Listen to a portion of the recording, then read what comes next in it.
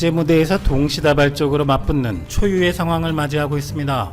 물론 엄밀히 말하면 거의 일본의 한국 발목 잡기 방해 작전이 원인인데, 주목할 만한 점은 한국이 더 이상 과거와 같이 당하고만 있지 않겠다, 오히려 이런 일본을 응징하겠다는 모양새로 보이는데, 일본의 구시대적 한국 다루기와 이제 자타공인 선진국의 반열에 들었다는 대한민국의 자신감의 정면 충돌로 볼 수 있을 것 같습니다.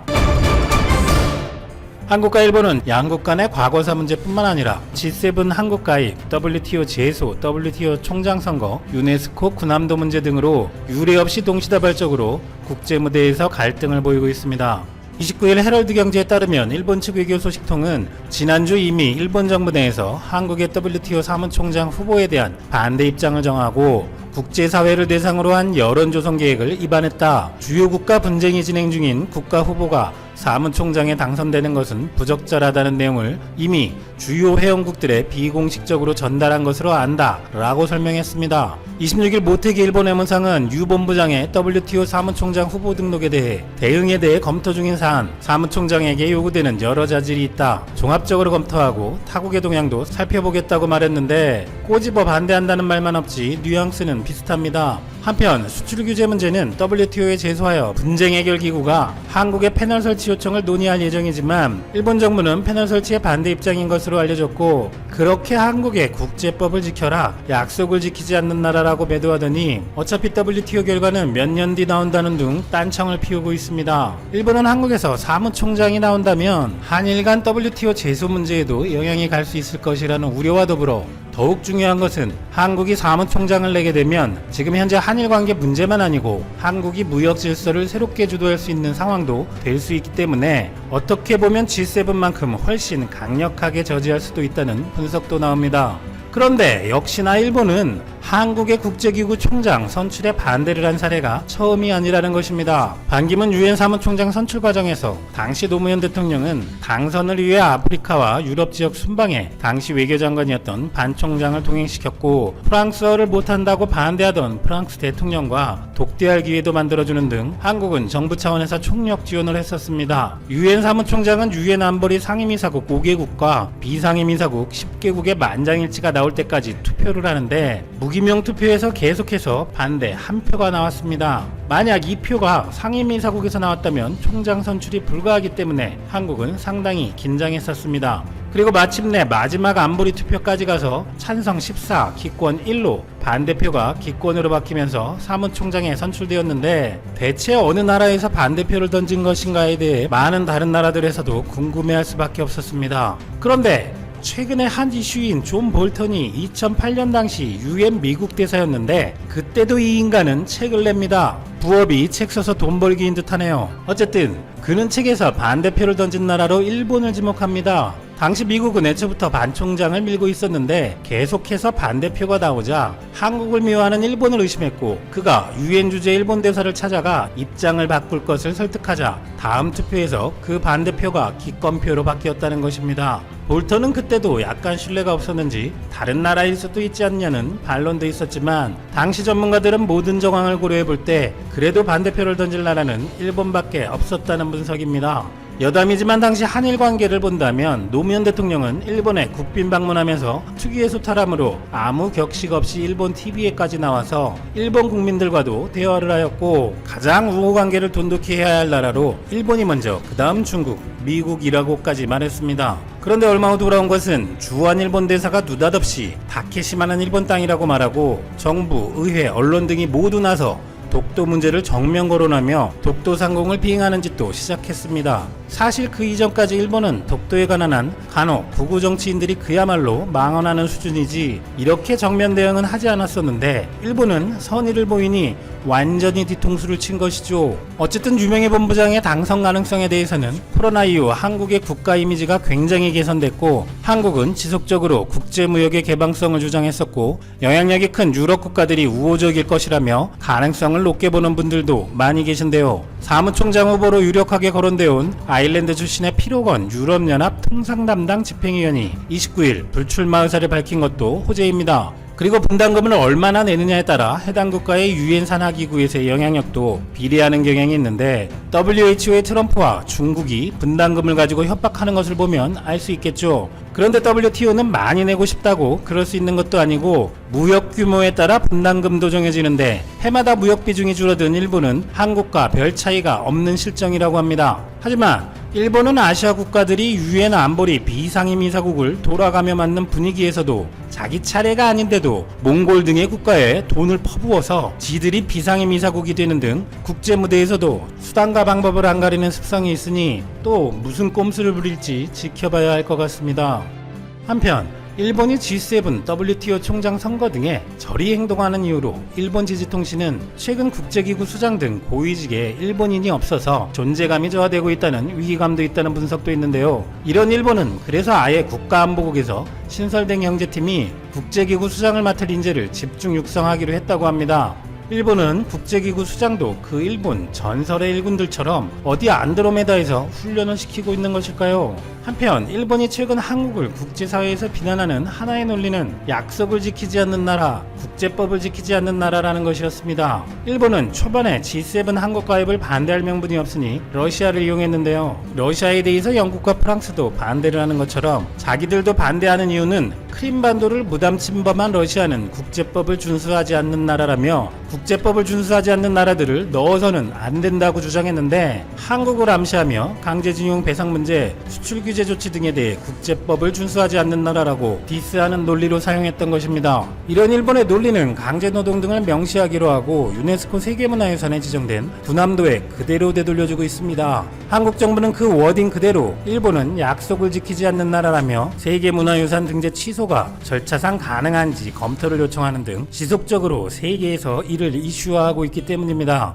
한국이 일본이 말하는 모든 조치를 했음에도 원상복구를 하지 않고 있는 수출 규제 역시 한국 정부는 일본이 WTO 제소조차 응하지 않고 회피하려는 모습은 약속을 지키지 않는 국제규범을 지키지 않는 일본의 부당함이라고 주요국들에 설명하고 있습니다. 일본의 이런 모순은 이어나온 한국의 G7 반대 논리도 마찬가지입니다. 일본은 한국의 친북 성향, 친중 성향이 기존의 G7 국가들과 맞지 않는다는 논리를 미국에 비밀리에 전달했는데 대중국 수출 규모가 프랑스, 이탈리아 합한 것에 3배나 되는 독일이 미국과 중국 사이에서 양자택일을 거부하는 모습을 보이는 것 등은 어쩔 것이며 일본 자신들도 그렇게 아베가 시진핑 방문을 애걸복걸하는 등의 모습은 쏙 빼고 무엇으로 한국이 G7에 안 들 정도로 친중이라는지 논거도 없기 때문입니다. 이것은 결국 한국이 약속을 안 지키는 나라라는 프레임으로 부족하고 어떻게든 G7에 한국이 들어오는 것을 방해하기 위해서 러시아, 중국, 북한 이곳에 대한 자세가 다르다고 얘기하며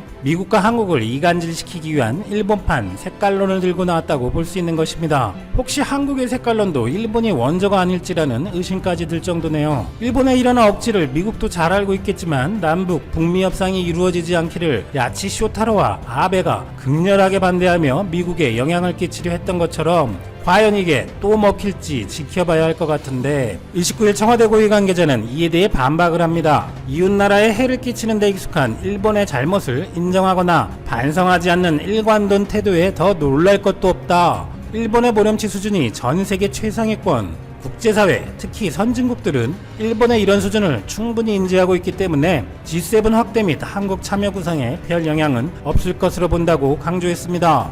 물론 익명이지만 그동안 절제되고 외교적 예의를 지키는 발언 위주로 해온 한국에서 이런 사이다스러운 발언을 하다니 이 사람들도 연상되기도 하네요. 그런데 사실 최근 트럼프가 중국에 중국 대변인 외교관들이 미국을 비롯해 다른 나라에 막말을 쏟아내는 것도 그렇고 일본만 해도 외교관을 넘어서 최고의 총리까지 했던 이 인간은 한국에서 난민이 오면 쏴버려야 한다. 한국과 통화스와프를 하면 한국은 그 돈도 떼먹을 거다. 일본 국민 수준을 한국과 같은 취급 말라. 이런 말 같지도 않은 발언을 수시로 하기도 하죠. 이 사람 말고도 일본의 한국에 대한 막말은 셀 수 없이 많습니다. 그런 측면에서 한국 정치권에서도 일본의 G7 방해에 대해서 기존 스타일과는 좀 다르게 강한 발언이 나오고 있는데요. 여당 의원들은 아베의 고식적인 소국 외교의 유감, 중견국가의 지위를 포기하자는 것인가? 일본의 이러한 조치의 이면에는 한국 경제가 일본을 추월하는 것은 아닌가라는 우려가 내포되어 있다. 일본은 국제사회에서 고립만 초래할 것이라는 발언도 있었습니다. 시사멘터리가 주목하고 싶은 것은 일본은 소국이다, 국제사회에서 고립될 것, 한국이 출하는 것이 두려움과 등의 과거와는 약간 다른 일본에 대한 자신감이 엿보인다는 것입니다. 이런 시대의 변화 분위기는 직접적인 것은 아니지만 일본 불매에 대한 설문조사에서도 나타난다고 볼 수도 있을 것 같습니다. 당시 조사 결과 연령대별로 보면 20대 참여 81.1%, 30대 75.2%, 50대 65.8%, 60대 이상 64% 등 전 연령대에서 참여한다는 응답이 다수였는데 특히 20대의 참여 비율이 5, 60대보다 많이 높았습니다.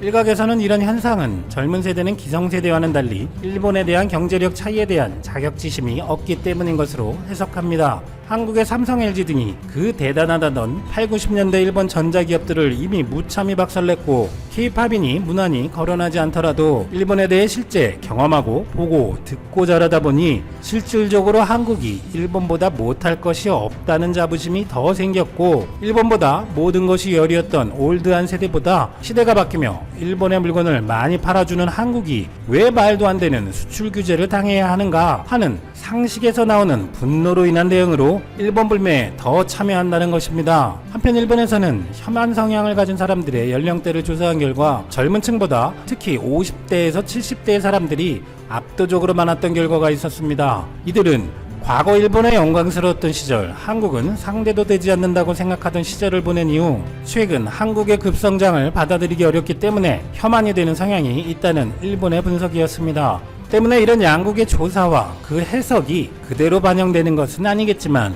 어느 정도는 현재 일본과 한국의 외교에서도 닿는 지점이 있다는 의견도 많습니다. 현재 한국, 일본은 서로가 자신들의 정권의 지지율을 만회하기 위해 상대 국가를 공격하는 외교를 한다고 비난하기도 합니다. 그런데 그건 그렇다 치고 양국의 외교에서의 발언과 행동 등을 보면 일본은 과거 그대로 한국을 우습게 보며 이용하고 뒤통수를 치는 외교를 그대로 하고 있는 것으로 보이고 한국은 예전의 한국이 아니다며 자신감을 가지고 오히려 일본을 몰아붙이려 하고 있습니다. 일본의 19세기부터의 정환론을 비롯한 100년도 넘는 기간 동안 한국에 대한 태도는 쉽게 바뀌지 않을 것입니다. 일본 아베 정권이 바뀌더라도 말이죠. 때문에 현재 한국과 일본이 동시다발적으로 맞붙고 있는 이런 이슈들은 누가 승리하게 될지 어떻게 될지는 모르겠지만 현재 한국은 지금 가진 자신감처럼 과거의 일본을 이겨나가기를 바라고 또 믿습니다.